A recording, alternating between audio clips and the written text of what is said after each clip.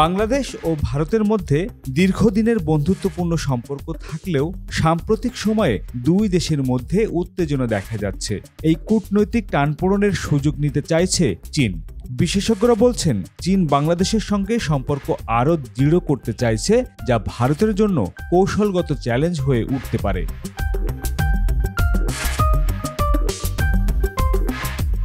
বিশ্লেষকরা মনে করছেন, দক্ষিণ এশিয়ায় নতুন ভূ রাজনৈতিক সমীকরণ তৈরি হচ্ছে।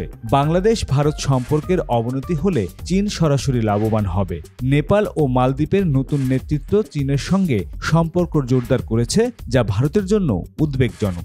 বাংলাদেশ যদি চীনের আরও কাছাকাছি চলে যায়, তবে ভারত দক্ষিণ এশিয়ায় তার আধিপত্য হারানোর ঝুঁকিতে পড়বে।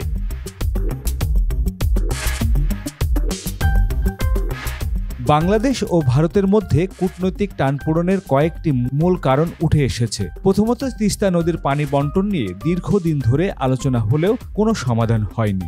বাংলাদেশের দাবির পরও ভারত এখনও এই বিষয়ে কার্যকর কোনো সিদ্ধান্ত নেয়নি। বাংলাদেশের সাম্প্রতিক জাতীয় নির্বাচনগুলোতে ভারতের ভূমিকা নিয়ে বিতর্ক রয়েছে।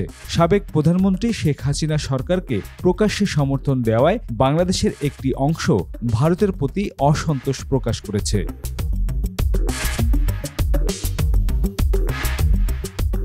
ভারতের উত্তর পূর্ব অঞ্চলে অবৈধ বাংলাদেশি অভিবাসন নিয়ে রাজনৈতিক বক্তব্য, সীমান্ত হত্যা এবং বাংলাদেশের সংখ্যালঘুদের নিরাপত্তা নিয়ে ভারতের উদ্বেগ সম্পর্ককে প্রভাবিত করছে।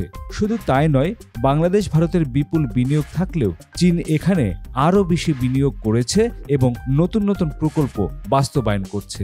ভারতের দৃষ্টিকোণ থেকে এটি একটি কৌশলগত চ্যালেঞ্জ হয়ে উঠেছে।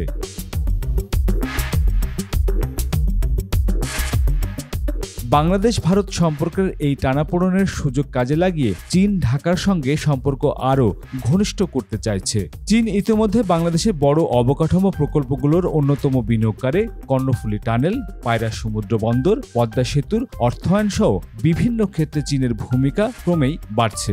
বাংলাদেশ থেকে 22 সদস্যের একটি প্রতিনিধি দল সম্প্রতি চীন সফরে গেছে। তারা চীনা সরকারি কর্মকর্তা এবং ক্ষমতাসীন কমিউনিস্ট পার্টির শীর্ষ নেতাদের সঙ্গে বৈঠক করেছে। এই সফরকে বিশেষজ্ঞরা চীন বাংলাদেশ সম্পর্ক আরও গভীর করার একটি কৌশলগত পদক্ষেপ হিসেবে দেখছেন।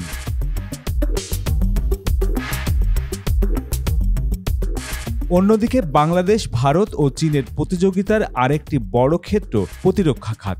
বাংলাদেশ সেনাবাহিনী ও নৌবাহিনীর জন্য চীন অত্যাধুনিক সামরিক সরঞ্জাম সরবরাহ করছে, যা ভারতের জন্য উদ্বেগের কারণ হয়ে উঠেছে।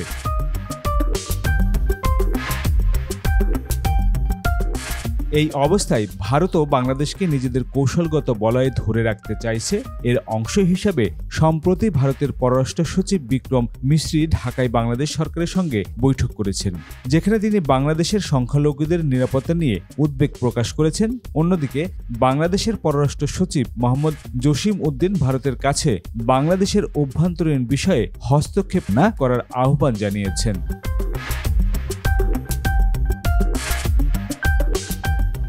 বিগত বছরগুলোতে ভারত বাংলাদেশ নতুন নতুন বাণিজ্য ও অবকাঠামো প্রকল্পে বিনিয়োগ করেছে। আগামীতেও এই বিনিয়োগ অব্যাহত রাখতে চায় ভারত। বাংলাদেশ থেকে ভারতের উত্তর পূর্বাঞ্চলে বিদ্যুৎ সরবরাহ চুক্তি এবং নতুন রেলপথ নির্মাণ নিয়ে আলোচনা চলছে। ভারত বাংলাদেশকে প্রতিরক্ষা সহযোগিতা বাড়ানোর প্রস্তাব দিয়েছে, যাতে চীনের আধিপত্য কমানো যায়।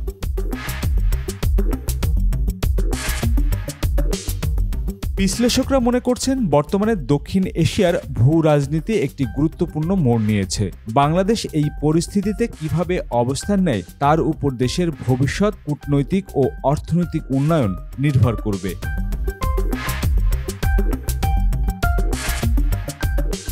এই পরিস্থিতিতে বাংলাদেশকে কৌশলগত ভারসাম্য বজায় রাখতে হবে। ভারত ও চীনের মধ্যে ভারসাম্যপূর্ণ সম্পর্ক রাখা দরকার।